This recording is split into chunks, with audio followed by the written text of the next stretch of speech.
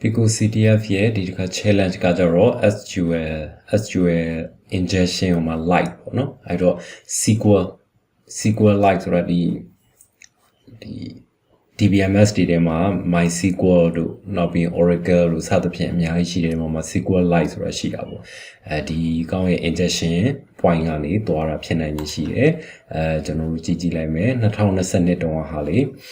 can you log in this website hints ကပါပေးထားလဲပေါ့ admin is the user you want to log in ဆိုတော့ admin နဲ့ဆန်းဝင်ကြည့်ပါလို့ပြောတာပေါ့အဲ့တော့ကျွန်တော်တို့သူပြောထားတဲ့အတိုင်းဝင်လိုက်လို့ရှိရင်တော့ရနိုင်နေရှိတယ်အဲ့တော့ okay website ရပြီ login ဝင်ကြည့်မယ်အဲ့တော့ username admin password admin နဲ့ကျွန်တော် login ဝင်လိုက်မယ်username admin password admin SQL query ဘယ်လိုဖြစ်သွားလဲ select star from user where you name equal to admin and password equal to admin အဲ့ပုံစံနဲ့သွားတယ်အဲ့တော့ login fail ဖြစ်တယ်အဲ့တော့ဒီ SQL injection ဖြစ်တဲ့အတွက်ကျွန်တော်တို့က SQL injection SQL injection ကကျွန်တော်တို့ဘာလုပ်လို့ရလဲဆိုတော့ဒီအားကိုဒီလိုကြည့်လိုက်မယ်ပုံမှန်ဒီလို challenge မျိုးကရှိမှလဲတစ်ခေါက်ကြည့်ခဲ့ပြီးတော့ကျွန်တော် login ပြန်ဝင်လိုက်ပြီးတော့ဒါလေးကိုယူလိုက်မယ်အဲ့တော့ဒီနေရာမှာခဏထည့်လိုက်မယ်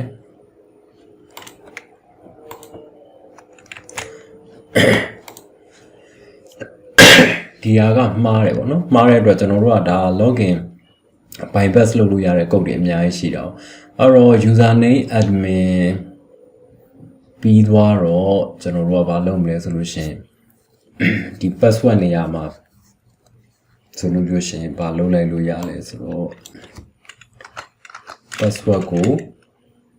ကျွန်တော်ဒီ password နေရာမှာအခုက admin လို့ထည့်ခဲ့တာပေါ့နော်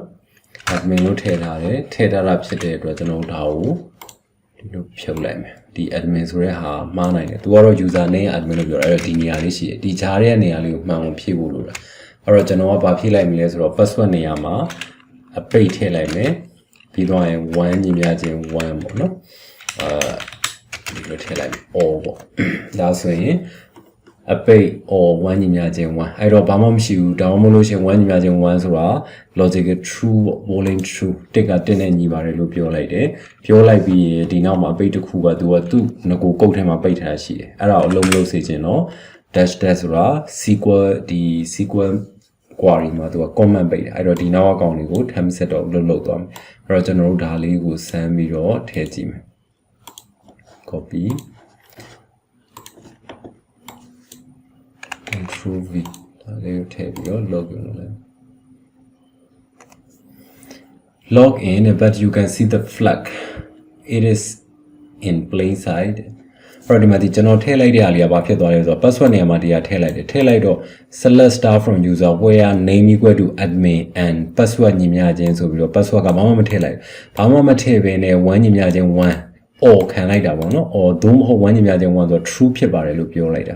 အဲ့ဒီအတွက်ဒီဟာက auto true ဖြစ်သွားပြီးတော့ admin အနေနဲ့ login ဝင်သွားတဲ့ပုံစံကိုပြောချင်တာဒီနောက်က dash dash နဲ့ဒီကောင်လေးကအလုံးမလုံးတော့နောက်ကဒါလေး dash dash ဆိုတာ SQL မှာ comment ပိတ်တာရှေ့ကကျွန်တော်တို့ဒီ challenge လေးတွေမှာလည်းရှင်းပြခဲ့တာရှိတယ်ပေါ့နော်အဲ့တော့ဒါပေမဲ့ flag ကမမြင်ရသေးဘူးဆိုတော့ဒါမျိုးဆိုရင်တော့ plain sight မှာမြင်နေဆိုတော့ဖြစ်နိုင်ခြင်းရှိတာက page ကိုကြည့်လိုက်မယ် page ကိုကြည့်လိုက်ရင်ဒီမှာ flag တွေ့ရပြီဒါပဲနော်အဲ့တော့သူကခက်တယ်လည်းမဟုတ်ဘူးလွယ်လည်းမဟုတ်ဘူးသူကအဓိက SQL injection ကိုမှထိုက်လျောက်နားလည်ဖို့ရယ်ပြီးသွားရင်ဘယ်လိုလုပ်သွားလဲပေါ့ query တွေဒါလေးတွေကိုသိစေချင်တာပဲအဲ့တော့ကျွန်တော် flag လေးထည့်ကြည့်မယ် submit နေလိုက်မယ် okay ဒါဆိုလို့ရှိရင်ဒီ challenge က solve ဖြစ်သွားပြီနောက်ထပ် challenge တွေထပ်ပြီးတော့ဖြေကြတာပေါ့နော်